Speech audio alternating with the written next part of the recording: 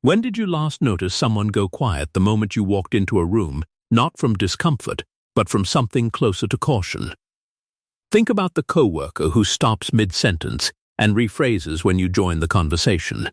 Think about the friend who asks your opinion last, almost as if they are saving it, weighing it against everything said before.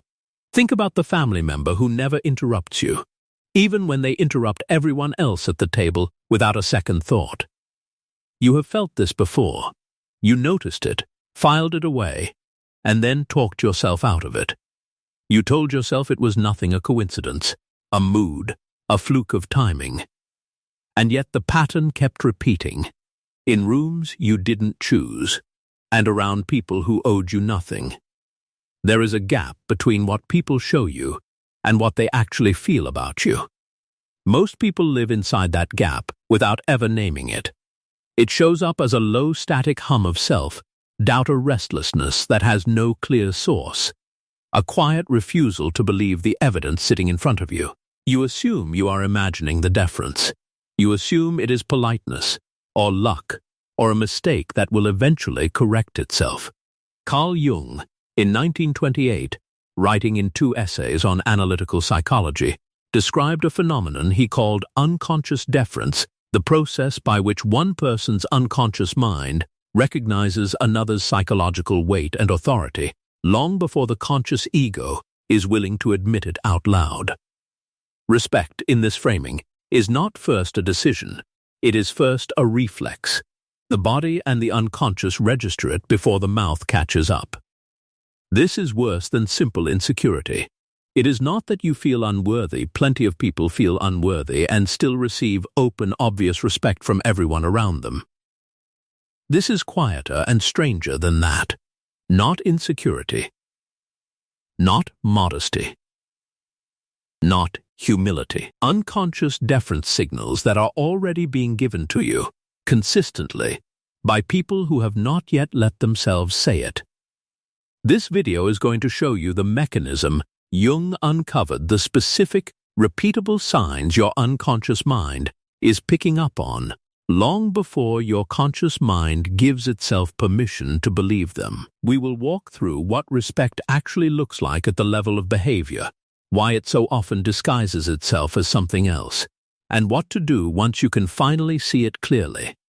Here is the reversal that should unsettle you a little. The people who doubt they are respected are very often the exact people being respected the most. The quieter you assume the room is about you, the louder the room usually is. By the end of this video, you won't need anyone to confirm it out loud. You'll already have counted the evidence yourself. You think of yourself as the person reading the room. Jung would tell you that most of the time, you are the room. In The Relations Between the Ego and the Unconscious, published the same year, Jung argued that the unconscious operates on its own logic, separate from and often faster than conscious reasoning.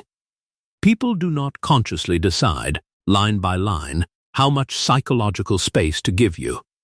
Their nervous system does it first, automatically, the way a muscle contracts before the mind finishes registering pain. Respect, at this level, behaves less like an opinion and more like a trained reflex, instinctive, largely involuntary, and only rationalized afterward.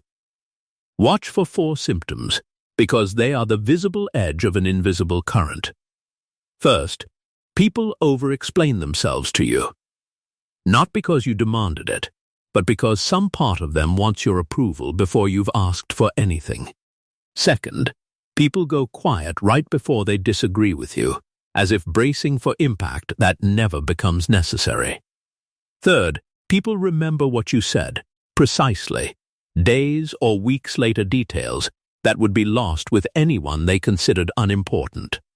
Fourth, people apologize to you for things that don't require an apology, a small unconscious tribute paid toward someone they've quietly ranked above the room's baseline. Jung's broader claim was that authority is rarely announced. It's assumed by the nervous system of everyone standing near it, communicated less through words than through posture, pacing, and the split-second calculations people make about how much of themselves to risk in front of you. There is a second, hidden cost buried inside this dynamic. When you fail to recognize the respect being offered to you, you don't just miss out on the feeling of it, you actively teach yourself to distrust your own perception. Every unnoticed signal becomes evidence, filed subconsciously, that your read on people is unreliable. This compounds. The next time real respect appears, you are even less equipped to see it, because you've spent months training yourself not to trust the read. Here is a self-audit. Think of a moment in the last month when someone deferred to you, waited for your take, softened their tone, changed their plan around yours. Ask yourself honestly, did you register that as respect in the moment, or did you explain it away? Most people run through this exercise for the first time, are surprised by the volume of evidence once it's actually counted, instead of dismissed one instance at a time. Individually, each moment is small enough to shrug off. A softened tone here, a rephrased sentence there, counted together across a single ordinary week. The pattern is no longer subtle, it's simply been arriving in installments too small to register as a single undeniable signal.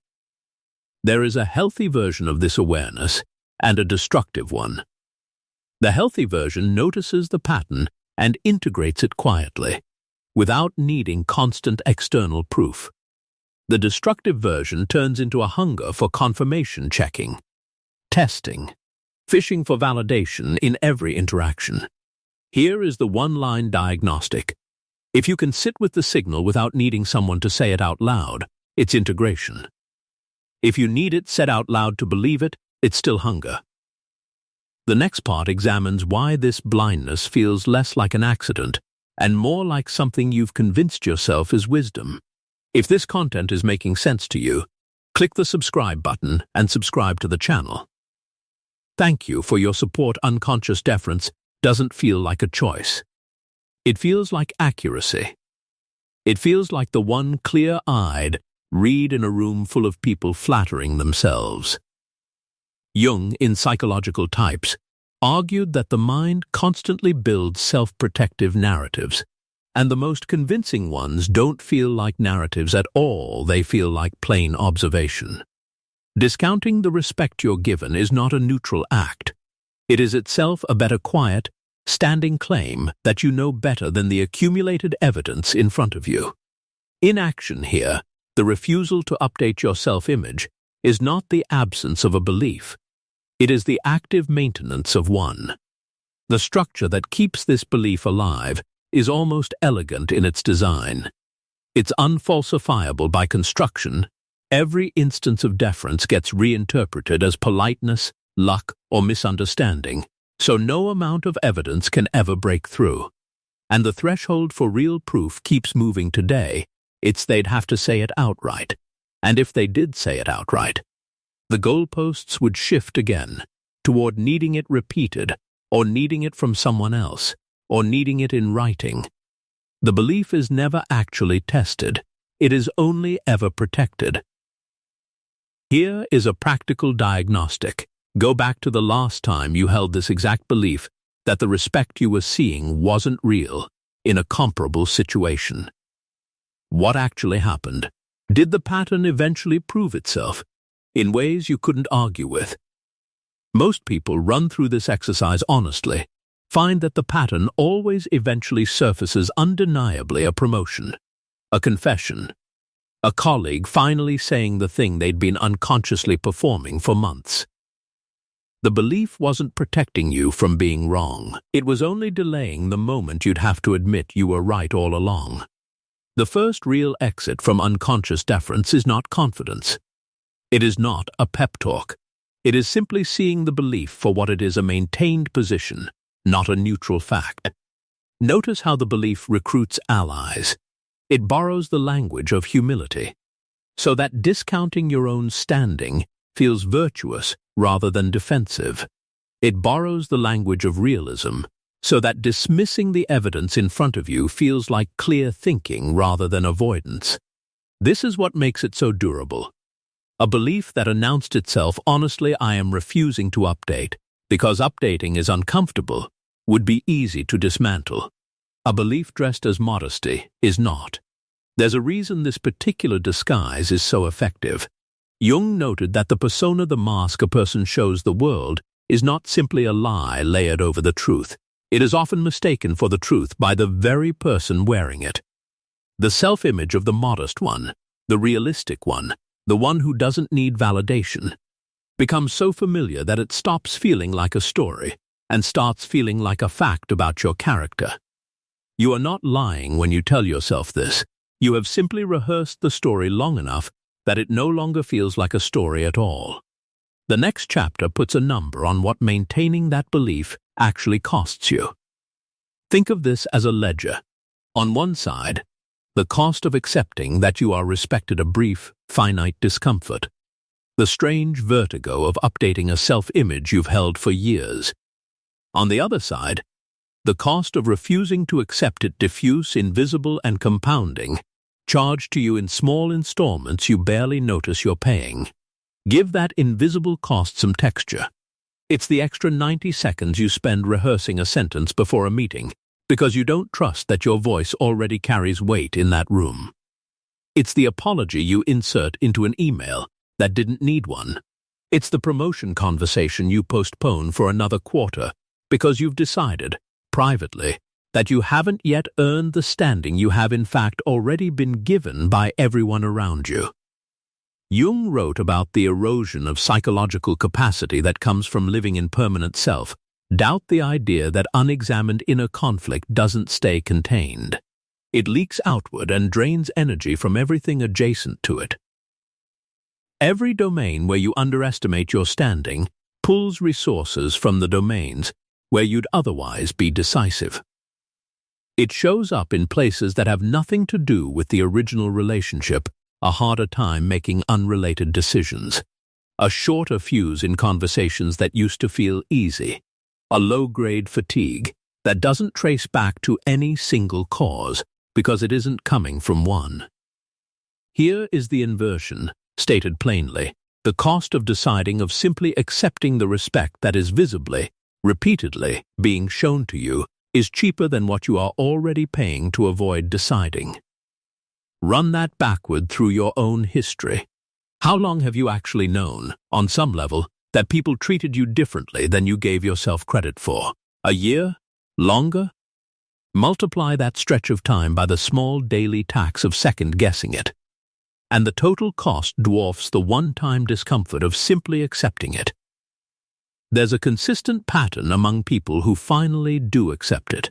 The cost of acceptance was real, a few days of feeling exposed, a strange recalibration period, but it was almost always smaller than expected, because the anticipation itself had been doing most of the damage. The tax was never really the acceptance. The tax was the years spent bracing for it. Look at the ledger one more time, this time with real entries instead of abstractions. The meeting where you deferred to someone else's opinion, even though yours was more informed, because you didn't trust that your standing entitled you to push back.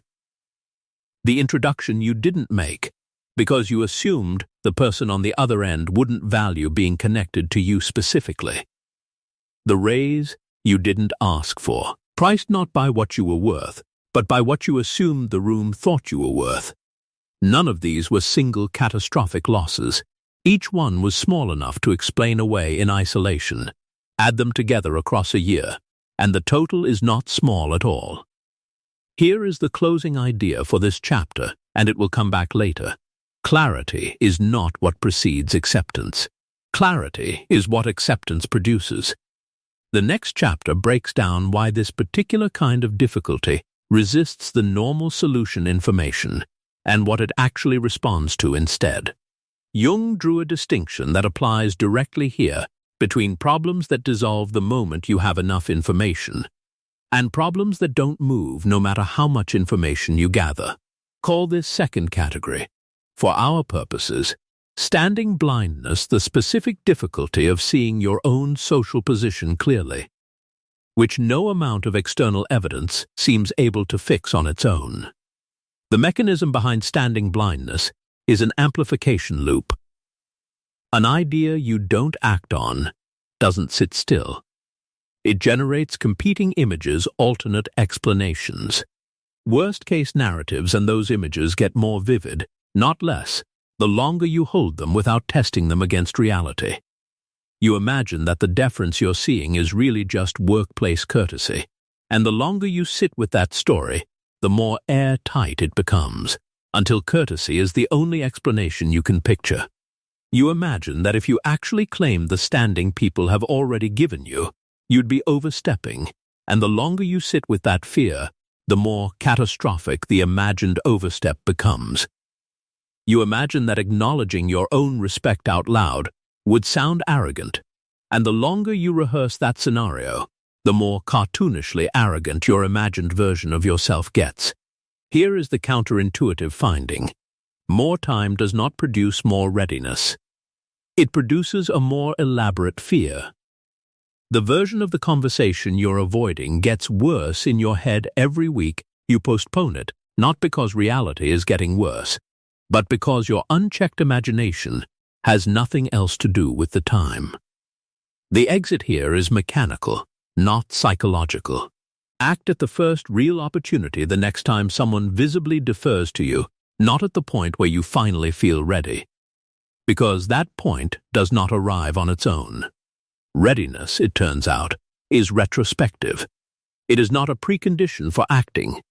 It is a byproduct that shows up after you've already acted, describing what just happened rather than permitting it in advance. This is worth sitting with, because it inverts almost everything you've been telling yourself about the order of operations. You've assumed the sequence runs, gather more proof, feel ready, then finally allow yourself to believe you're respected. Jung's model of psychological difficulty runs the other way. The proof was already sufficient months ago. What's missing isn't evidence, it's a single enacted moment that breaks the loop generating the competing images in the first place.